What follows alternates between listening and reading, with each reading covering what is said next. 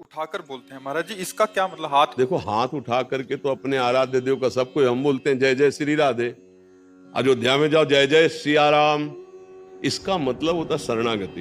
ये समझ ना, ये जब एक को गोली बंदूक में नहीं बजती है ना, तो डकैत क्या करता है, क्या करता है? बंद हाँ सर, मार ला ले ये है ना, जिसे हम शास्त्रीय भाषा में शरणागति कहते हैं, उसे आप अंग्रेजी में हाँ सरेंडर, सलेंडर की सरेंडर क्योंकि हमें अंग्रेजी ले आती सरेंडर। हाँ, अब एक को गोली नहीं रह गई तो अब समझा के सामने से, तो इसलिए तो ये मन, ये बुद्धि, ये चित्त, ये अहंकार में को सामर्थ्य नहीं रह गई प्रभु। अब आपकी शरण में है तो जय जय श्री राधे या जय जय सिया राम या नमः पार्वती पते हर हर हर महार, तो ये जो है ये हमारी शरणागति का प्रतीक है। और हम जिस इष्ट के आराधना में लगे होते हैं हम उनकी जय जयकार करते हैं जहां हम लगे होते हैं। तो ये शरणागति का प्रतीक कि प्रभु मैं आपकी शरण में हूं नाथ, अब मेरी कोई बस नहीं कि मैं आपकी माया पर विजय प्राप्त कर लूं। और देखो, हृदय की बात बताए, बातें चाहे जितनी बना लिया जाए, सच्चाई की तुम्हें बात बता रहे, अगर डट के 24 घंटे सावधानी पूर्वक भजन नहीं है तो माया थप्पड़िया के रौंद देगी, कोई भी हो, इतना बात समझ लेना। अंतर में अगर भगवत चिंतन, हनुमान जी महाराज बहुत बड़े ज्ञानी महापुरुष हैं, वो कह रहे हैं कह हनुमंत विपति प्रभु सोई, जब तब सुमिरन भजन न होई। जिस क्षण आपका भजन छूटा उसी क्षण माया उसे विपत्ति में फंसा देगी, कोई ऐसा कार्य करवा देगी, जलता रहेगा हृदय भगवत स्मरण। और हम सबसे कठिन अनुभव कर पाए हैं जीवन में कि निरंतर भजन करना सबसे कठिन बात है। प्रवचन कर लेना, खूब फैला लेना, समाज जोड़ लेना, ये सब सरल है, लेकिन मन को एकाकार करके निरंतर प्रभु में लगाना ये सबसे कठिन बात है, ये सबसे कठिन बात है। इसीलिए सब रास्ते खुल जाते हैं लेकिन ये रास्ता नहीं, और ये नहीं खुला तो भगवत प्राप्ति नहीं हो पाती, क्योंकि मन का कार्य है संकल्प विकल्प करके भोगों में जाना।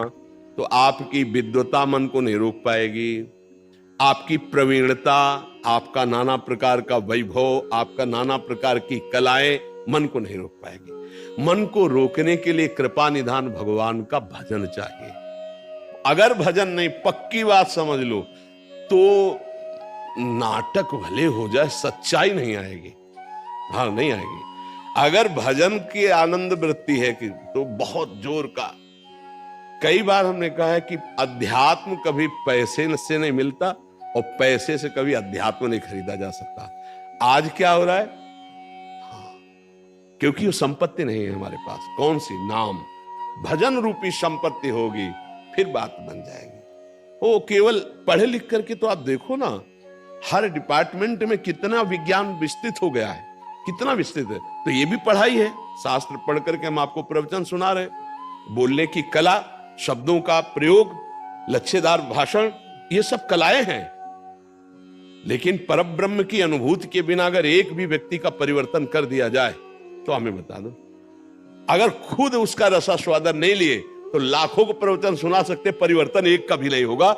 हमें लगता है कि अपने लोगों को भगवान का आश्रय लेकर नाम जप करते हुए आचरण पवित्र रखने चाहिए, बस इसी से सब ज्ञान प्राप्त हो जाएगा, सब ज्ञान प्राप्त हो जाएगा।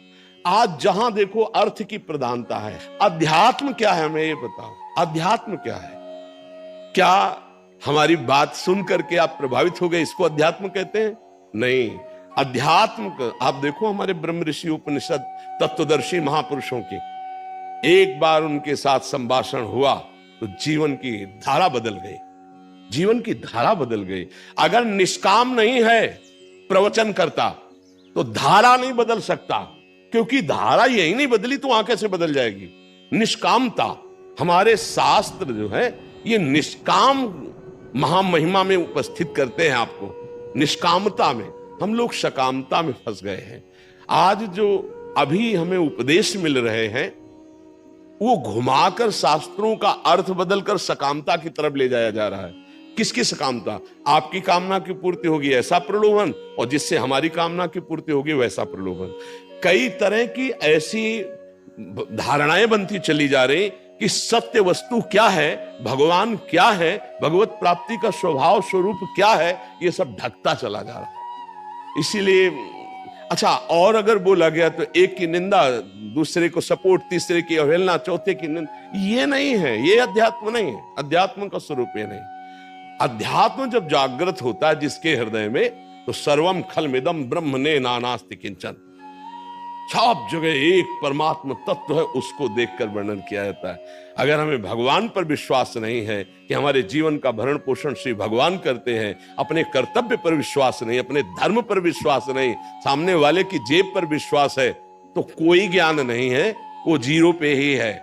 माया उसको वही जीरो पे रखे, कोई ज्ञान नहीं। बिन विवेक वैराग्य भक्ति बिन सत्य न एको मानो, भगवत विमुख कपट चतुराई सो पाखंड नहीं जानो। इसलिए ज्यादा ज्ञान प्राप्त करने की कोशिश मत करे, बस इतना समझ ले कि अगर आपको नाम मिल गया और नाम लेके चल पड़े तो आपको सब कुछ प्राप्त हो जाएगा। बस आप चलिए, धैर्य पूर्वक चलिए। एक गुरु ने शिष्य को यमुना स्नान करने जाना था, अंधेरी रात थी, एक टॉर्च दिया, टॉर्च बहुत छोटी थी, उसमें एक केवल गोला सा प्रकाश पड़ता। बोले गुरुजी इससे कैसे यमुना जी पहुंच जाएंगे? बोले एक कदम दिखाई देता है ना? बोले हाँ, बस एक कदम बढ़ाते चले जाओगे, हर कदम में तुम्हें प्रकाश देगी। तो जैसे तुम्हें राम नाम मिला, कृष्ण नाम मिला, राधा नाम मिला, ये दिव्य प्रकाश है। आपको किसी से पूछना नहीं पड़ेगा, आप जब कीजिए आपके हृदय में प्रकाशित हो जाएगा। और देखो, जब भगवान को अधीन कर लेता है नाम, सुमीर पवन सुत पावन नामू, अपने बस करी राखे राम। यार रुपया पैसा क्या चीज है? अच्छा, रुपया का महत्व क्यों है? भोगों के कारण है ना। अगर रुपया से भोग सामग्री ना मिले तो रुपया को कोई महत्व नहीं। आप समझिए, 2000 के नोट, एक ट्रक आपके घर भिजवा दिए जाए, आप कितने खुशी होंगे हमको बता दीजिए। आप नाराज हो जाएंगे, कबाड़ काहे को डाल रहा है हमारे घर में, क्योंकि अब बंद हो गए, सुन 2000 बंद हो गए है ना, तो आप नाराज हो जाएंगे ना। और 500 का अगर केवल एक 500 को मिल जाए दरवाजे में पड़ा, तो चाहे जो कुछ हो आसपास देखे उसे, क्यों? उससे प्रियता क्यों? क्योंकि उससे भोग मिलते हैं। भोग की प्रीता क्यों? क्योंकि इंद्रियां हमारी उसमें सुख का अनुभव करती है। अरे सुख सिंधु का तू अंश, सुख स्वरूप होते हुए तुझे इन बाहरी सुखों में कभी तृप्ति नहीं मिल सकती, आज तक नहीं मिली और आगे भी नहीं मिलेगी। यही समझाने के लिए भगवान संतों का सानिध्य देते कि हमारा कर्तव्य है, जो हमने अपने जीवन में अनुभव किया वो तुम्हें बताएं, और तुम्हारा कर्तव्य कि बस इसको पकड़ लो। हमें कहीं भी ये नहीं लिखा कि धन से भगवत प्राप्ति होती है, कहीं नहीं लिखा। भगवान ने जब मांग की है तो मन की मांग की है। मन मना भव मय्येव मन आदत्सो। इसलिए हमारे भगवान को न सोना चाहिए, न चांदी चाहिए, न 56 भोग चाहिए, न कुछ चाहिए। आप अपने मन को भगवान को दे दो। कैसे मन दिया जाता है? राधा राधा राधा राधा राधा राधा। कर से कर्म करो विधि नाना, और मन रखो जा कृपा निधाना। संतों ने कहा हाथ से कर्म करते रहो और जबान से नाम जपो, और मन भगवान के चरणों में रखो। महात्मा है, चाहे वो गृहस्थ हो चाहे विरक्त हो, महात्मा है।